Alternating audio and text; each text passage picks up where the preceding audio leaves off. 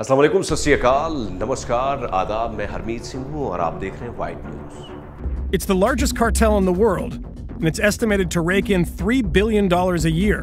America में मंशियात की smuggling का एक बहुत बड़ा नेटवर्क हिंदुस्तान से चलाया जा रहा था। जमड़ा के पास कार्टेल की एक बहुत बड़ी रकम थी जिसको जमड़ा ने इंडियन ड्रग्स माफिया के जरिए दुनिया भर में फैलाया हुआ था। अमेरिका से लेकर हिंदुस्तान तक चोरों चक्कों और ड्रग्स माफिया का पूरा नेटवर्क चलाया जा रहा है।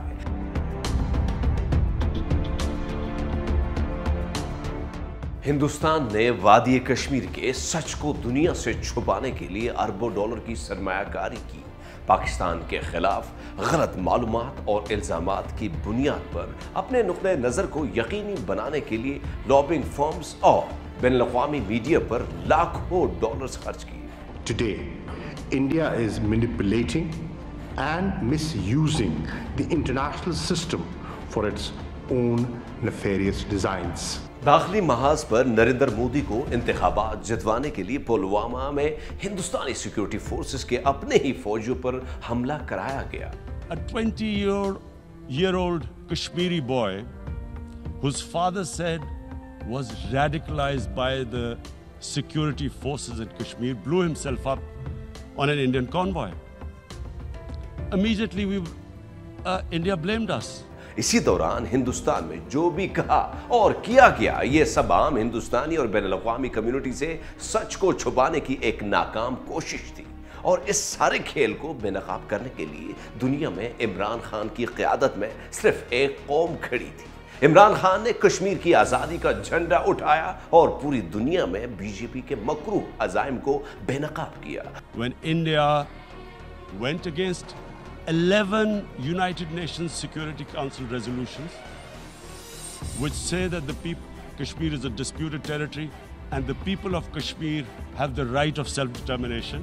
अब मोदी को दुनिया भर में हिटलर और उसकी हिंदुत्व आइडियोलॉजी को एक दहशतगर्दाना सोच के तौर पर जाना जाता है।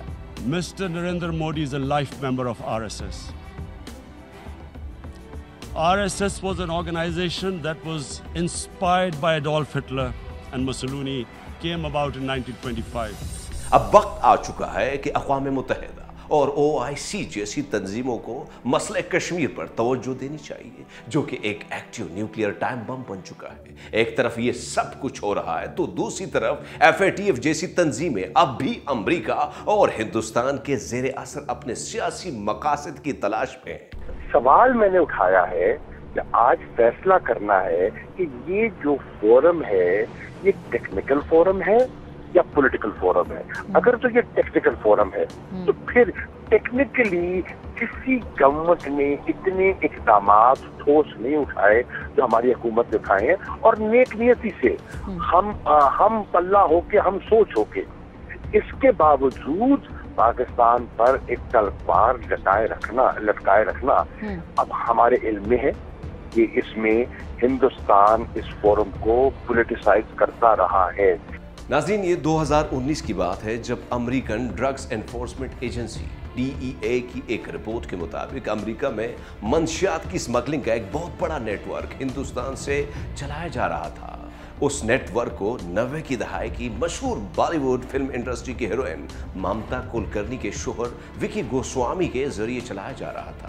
इस रिपोर्ट में मजीद ये भी कहा गया कि इस ग्रुप का एक अहम कारिंदा अली पंजानी को जब कीनिया से गिरफ्तार किया जाना था तो वो भागकर मुंबई आ गया, जिधर बीजेपी हुकूमत ने न सिर्फ उसको पनाह दी बल्कि किसी भी दूसरे मुल्क को उसकी हवालगी से भी इनकार कर दिया। 3 मार्च 2021 की खबर पूरे हिंदुस्तानी मीडिया ने रिपोर्ट की जब अपोजिशन जमात कांग्रेस के शदीद प्रेशर पर बीजेपी के लोकल लीडर सतीश नागर के घर पुलिस छापा मारती है तो उसके घर से करोड़ों के ड्रग्स बरामद होती है। याद रहे कि यह सतीश नागर का ताल्लुक भी इसी नेटवर्क से था जिसका जिक्र American drugs enforcement agency DEA ने अपनी रिपोर्ट में किया था। लेकिन इस पूरे केस को ऐसे गायब कर दिया जाता है कि किसी को कानो कान खबर नहीं होती। किस तरह हिंदुस्तान की बीजेपी हुकूमत पूरी दुनिया में मंशियात की स्मगलिंग में मुलव्विस है और स्मगलिंग से जो पैसा कमाया जाता है उसको टीटीपी और बीएलए के जरिए किस तरह पाकिस्तान में बम धमाके करने में इस्तेमाल किया जाता है। हमने पिछले साल नवंबर में एक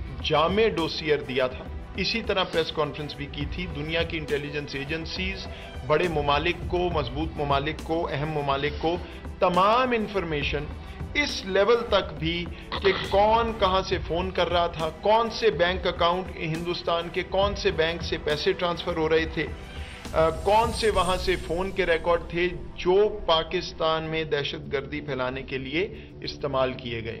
अच्छा, एक और मिसाल लीजिए, सिनोलोवा कार्टेल दुनिया का वो ताकतवर तरीन ड्रग्स माफिया है कि अमेरिकी अटॉर्नी जनरल की रिपोर्ट के मुताबिक 1990 से 2008 तक इस कार्टेल ने 200 टन से ज्यादा की खतरनाक मंशियात पूरे अमेरिका में स्मगल की। It's the largest cartel in the world, and it's estimated to rake in $3 billion a year.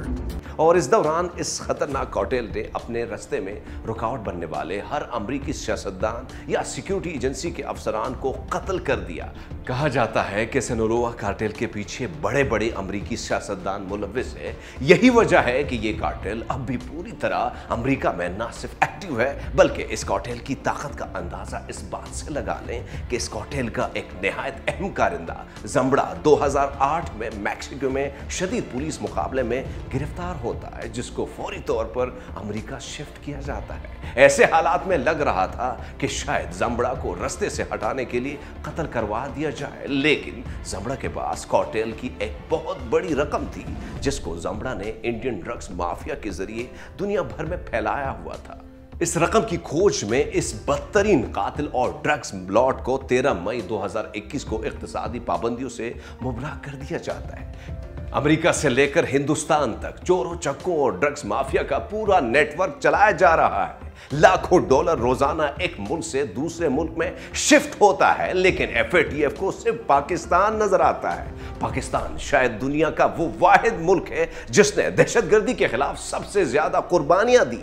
Pakistan हिंदुस्तानी दहशतगर्दी के ठोस सवायद और सबूत बार सामने लेकर आ चुका है, लेकिन इन सब के बावजूद FATF जैसे इदारों का गैर जानिबदाराना रवैया ये जाहिर करता है कि FATF जैसे फोरम न सिर्फ अपनी अफादियत खो चुके हैं बल्कि इंटरनेशनल लॉबीज के चुंगल में भी फंस चुके हैं। और ये जो सारी दुनिया हमें बार बार FATF और ये और वो बात करते हैं, अब वक्त आ गया है कि असल मुजरिम की तरफ अपनी नजर दौड़ाएं।